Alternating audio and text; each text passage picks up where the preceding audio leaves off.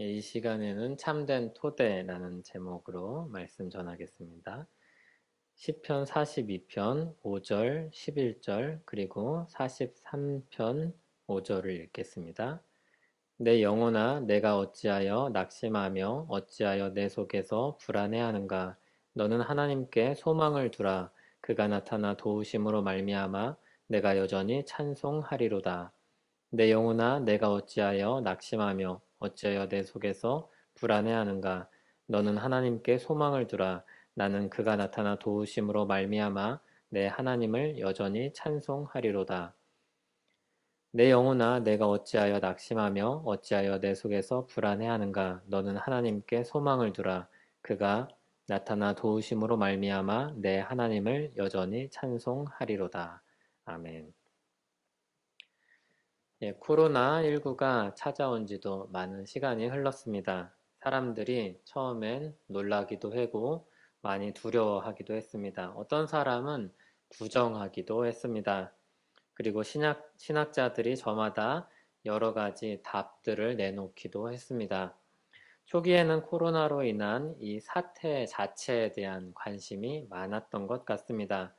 왜 이런 일들이 일어났을까? 이 질문에 대한 답을 하려고 애를 썼습니다. 신정론에 대한 논의가 많았던 것 같습니다. 하나님께서 정의로우시다면, 우리를 사랑하신다면 어떻게 이렇게 어려운 날을 주실 수 있을까? 이런 질문들에 대한 답들을 내려고 했습니다. 또 이런 질문들도 있었습니다. 당연히 이 사태를 어떻게 종식시킬까? 그래서 방역에 상당한 힘을 기울였습니다. 우린 여기에다가 한 가지 질문이 더 붙었죠. 예배를 어떻게 할까? 그리고 우리는 방역을 위해서 많은 것들을 희생하고 또 참으면서 방역에 앞장섰습니다. 그리고 방역은 이제 우리 일상이 되었습니다. 이 시기가 점점 더 길어졌습니다. 전 세계적인 전염병이기 때문에 많은 사람들이 코로나에서 자유로워지는 시기가 오래 걸리지 않겠나 전망을 합니다. 이 시기에 필요한 산업들이 호황을 누리기도 했습니다. 그런데 많은 경우는 상당한 타격을 입고 있으며 또 그 기간이 계속 이어지고 있습니다. 급격한 변화와 그리고 특별한 시기를 우리가 보내고 있기 때문입니다. 이런 현상은 그냥 사업만의 문제가 아니라 거기서 일하는 사람의 문제이기도 합니다. 그리고 거기서 일하는 사람들의 문제라는 건 사회 문제이기도 하다는 것입니다. 온 사회가 불안정한 날들을 보냅니다. 무엇보다 코로나19란 전염병으로 인해 간접적인 위협을 우리가 받습니다. 바이러스로 인한 두려움과 걱정이 많습니다. 실제로 가까이서 아픈 사람들을 보기도 하고 자신이 아프기도 합니다. 매일 확진자가 몇 명이다 이런 문자들을 받습니다. 마음도 아프고 심적으로 지치기도 합니다. 그런 우울한 감정들이 사회적인 이슈가 되었습니다. 누군가 우울함을 표현하는 블루에 코로나를 붙여서 코로나 블루라는 말을 만들었습니다. 이것이 우리가 살고 있는 시대 그리고 그런 사회입니다. 그래서 이 일을 위해서 이런 주제를 다루면 좋지 않겠나 하는 생각이 들었습니다. 코로나 블루로 인해서 많은 사람들이 우울한 감정을 경험하고 또 예민해져 있습니다. 그 사이에서 우리는 살아야 하고 우리 마음을 지켜야 합니다. 감정이라는 것은 우리가 만들거나 계획을 하는 것이 아니라 일어나는 것입니다. 우리는 감정을 만들거나 계획할 수 없습니다. 그렇지만 감정을 이해하고 다스릴 수 있습니다. 우리 안에 일어나는 여러 가지 분노, 스트레스, 불안감, 이런 것들을 다스릴 수 있습니다. 이 땅은 죄로 인해 타락한 이후 언제나 아픔과 슬픔이 있었습니다. 완전한 평화가 찾아온 적이 단 한 번도 없습니다. 사람들은 그 속에서 살아야 했습니다. 하나님께서 그런 현실을 아주 잘 알고 계셨습니다. 문제의 원인도 잘 알고 계셨습니다. 그리고 답도 알고 계셨습니다. 언제나 답은 타락해서 해결할 수 없는 문제를 가지고 있는 사람들에게 있지 않습니다. 사람에게서는 답을 언제나 찾을 수 없습니다. 항상 답은 하나님께만 있었습니다. 하나님은 그래서 성경에서 계속해서 사람들의 이목을 하나님께 돌리게 합니다. 그리고 성경엔 그렇게 하나님께로 돌아가서 회복된 사람들의 이야기가 들어 있습니다. 하나님께 나온 모든 사람들이 그 은혜를 입고 그리고 그 누렸던 이야기들이 있습니다. 하나님은 아픔과 슬픔까지도 하나님께로 인도하는 발판으로 삼으십니다. 하나님 안에서만 참된 평화와 기쁨을 얻을 수 있다는 사실을 경험하게 하기 위한 발판으로 사용을 하십니다. 시편 42편은 하나님을 향한 갈증을 가진 한 사람의 고백입니다. 하나님을 떠나면 살 수 없다는 것을 알고 있는 사람으로서 하는 고백입니다. 그것은 마치 어린아이가 시야에서 부모가 사라졌을 때 놀라고 두려워하고 울음을 터뜨리는 것과 유사합니다.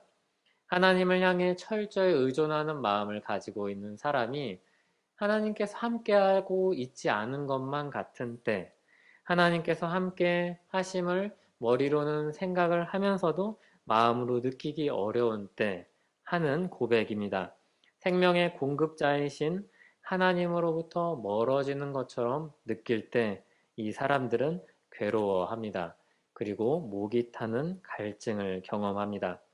시편 42편 5절과 11절 그리고 43편 5절은 반복해서 하나님을 향한 갈망을 호소합니다. 시편 42편과 43편은 거의 하나의 시처럼 쓰였습니다. 그리고 이 두 시 또는 한 시에 각 연이 마칠 때마다 비슷한 고백이 반복됩니다. 아까 읽은 말씀인데 어쩌면 아까 말씀을 읽으면서 그런 생각을 하셨을지 모릅니다. 똑같은 말씀을 자꾸 읽으시네. 그런데 다 다른 세 절의 말씀이었습니다. 한번 읽어보겠습니다. 내 영혼아, 내가 어찌하여 낙심하며 어찌하여 내 속에서 불안해하는가? 너는 하나님께 소망을 두라. 그가 나타나 도우심으로 말미암아 내가 여전히 찬송하리로다. 내 영혼아, 내가 어찌하여 낙심하며 어찌하여 내 속에서 불안해하는가? 너는 하나님께 소망을 두라. 나는 그가 나타나 도우심으로 말미암아 내 하나님을 여전히 찬송하리로다. 내 영혼아, 내가 어찌하여 낙심하며 어찌하여 내 속에서 불안해하는가? 너는 하나님께 소망을 두라. 그가 나타나 도우심으로 말미암아 내 하나님을 여전히 찬송하리로다. 낙심하지 말고 하나님께 소망을 두라는 이 말씀이 반복됩니다. 이 말은 누구를 향하고 있습니까? 자기 자신을 향하고 있습니다. 자기 자신에게 하는 말입니다.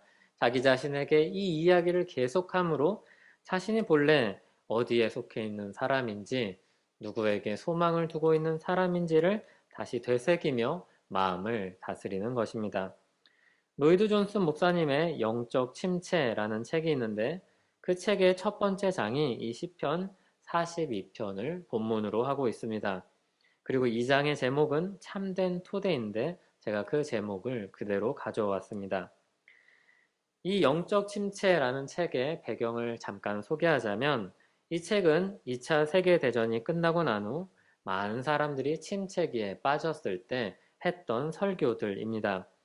주일 오전에 로이드 존스 목사님이 이런 침체기를 경험을 하고 사람들이 겪는 것을 보면서 어떤 필요를 느꼈을 것입니다.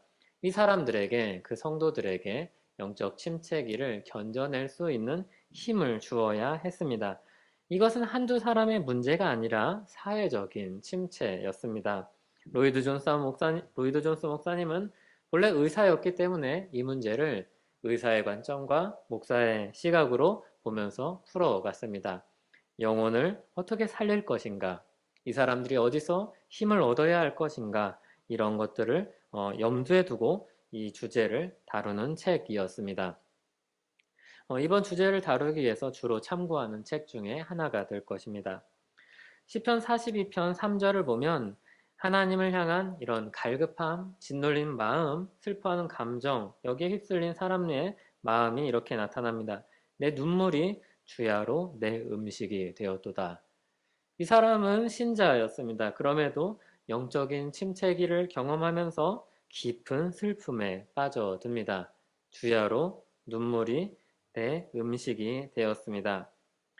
그런데 이런 영적인 침체는 생각보다 흔한 것입니다. 그래서 이 흔한 것이기 때문에 이 시편의 수많은 내용들이 그런 영적 침체기를 겪고 또 회복되는 이야기를 담고 있는 것입니다.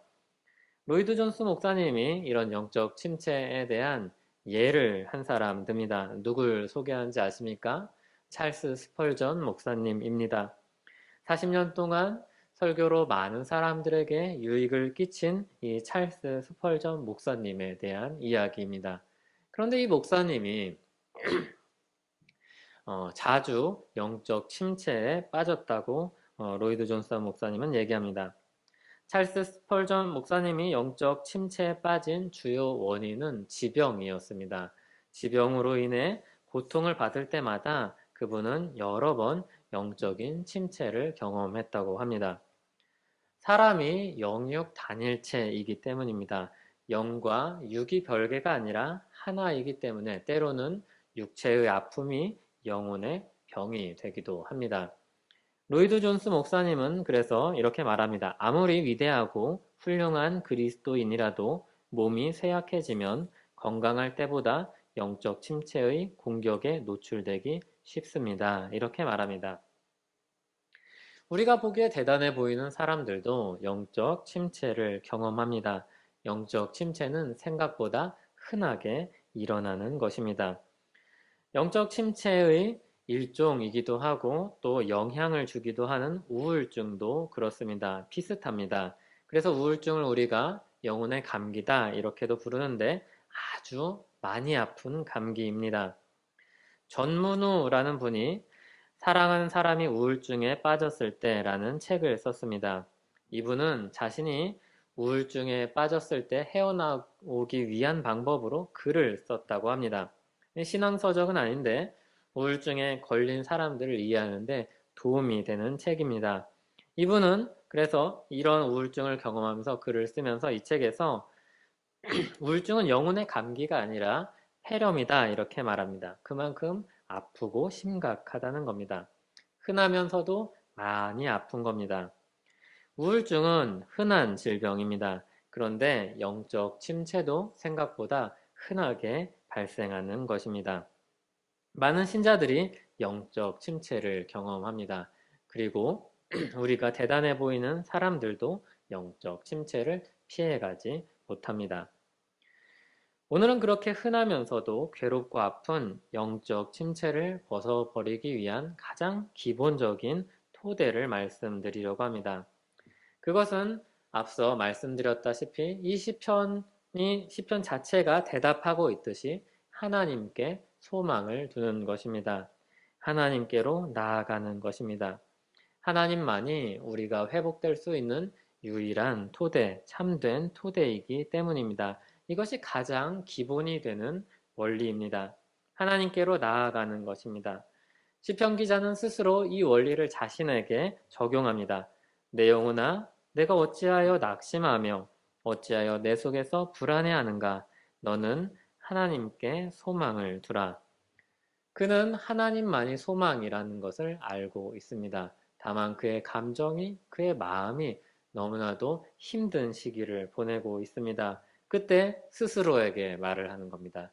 내 영혼아, 내가 어찌하여 낙심하며 어찌하여 내 속에서 불안해하는가? 너는 하나님께 소망을 두라.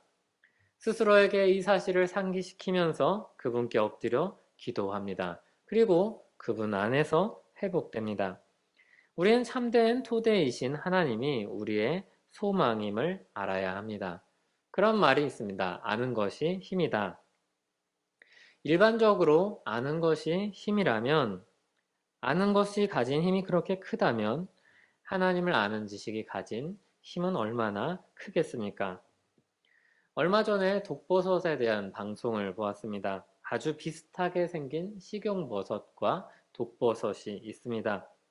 알면 살 수 있습니다. 그런데 모르면 죽을 수도 있습니다.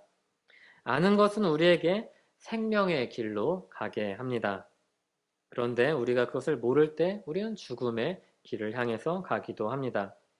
수혈에 대한 수혈, 피를 이렇게 공급하는 다른 사람으로부터 공급하는 수혈에 대한 지식이 부족할 때는 사람들이 수혈에 대한 환상을 가지고 있었습니다. 그런데 처음엔 혈액형에 대한 지식이 없었을 때, 그래서 많은 사람들이 수혈을 하다가 죽었다고 하기도 합니다. 몰랐기 때문입니다. 어떤 혈액형에 따라서 수혈이 유익이 되고 독이 될 수도 있다는 사실을 몰랐기 때문입니다.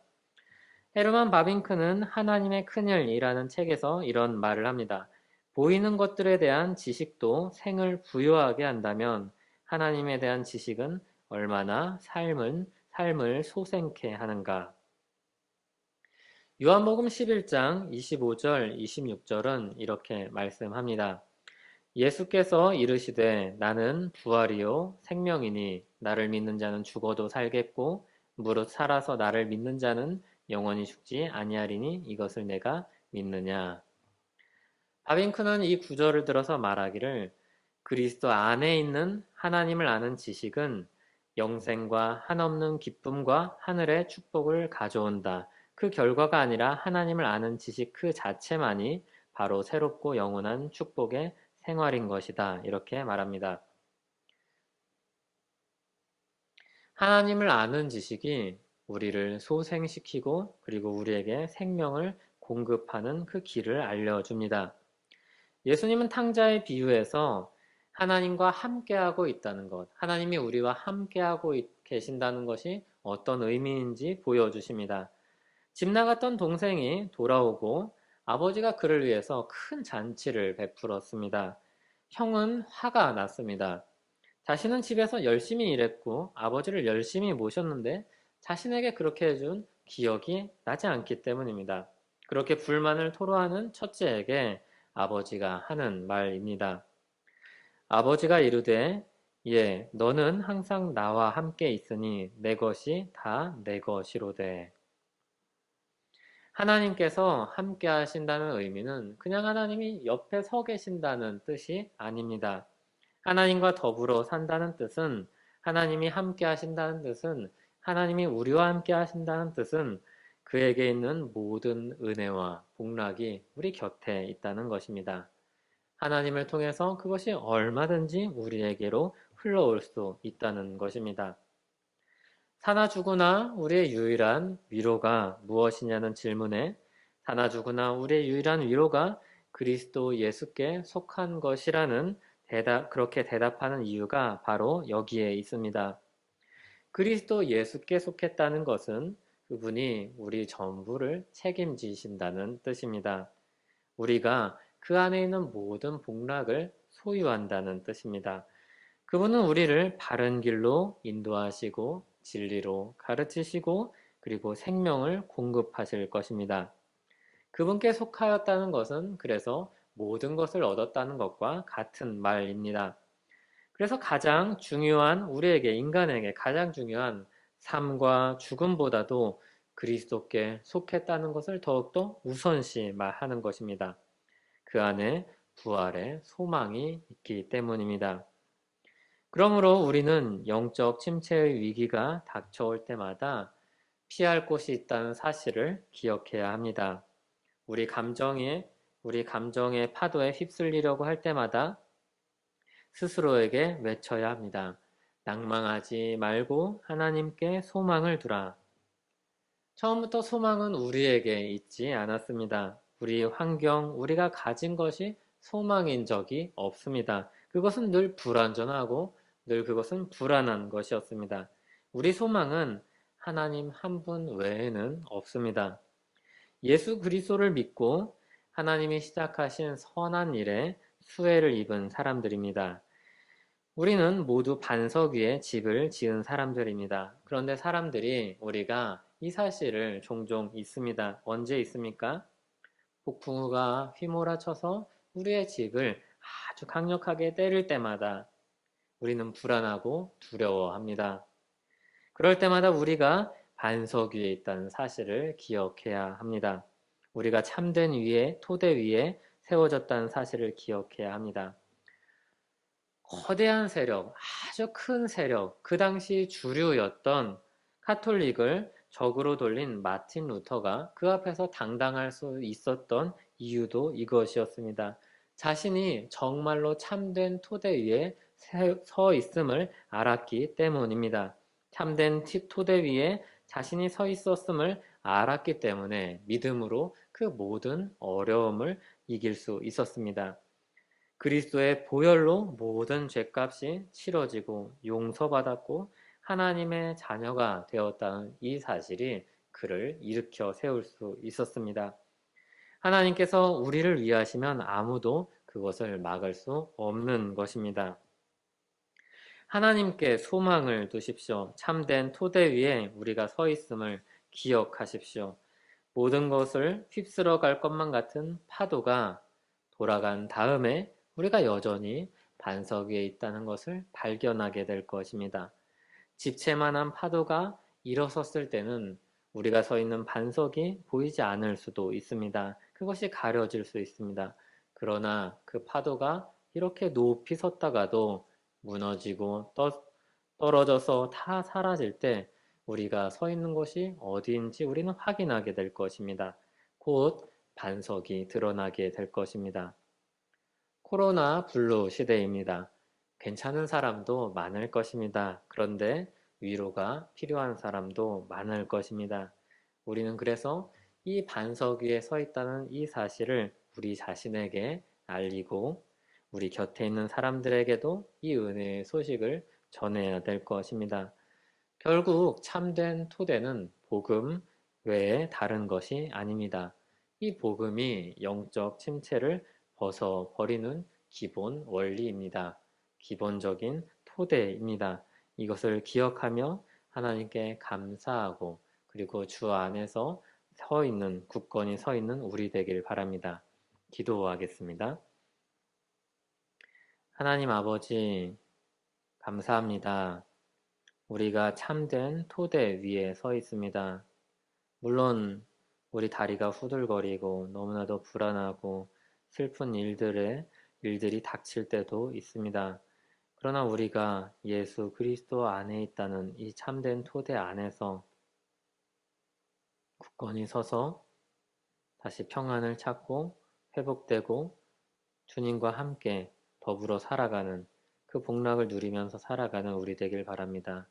주님, 어려운 시절을 우리가 보내고 있는데 우리의 마음을 지켜주시고 우리가 참된 토대이신 그리스도 위에 굳건히 서서 힘써 살아가고 또 다른 이를 위로할 수 있도록 이끌어 주시옵소서. 예수님 이름으로 기도합니다. 아멘.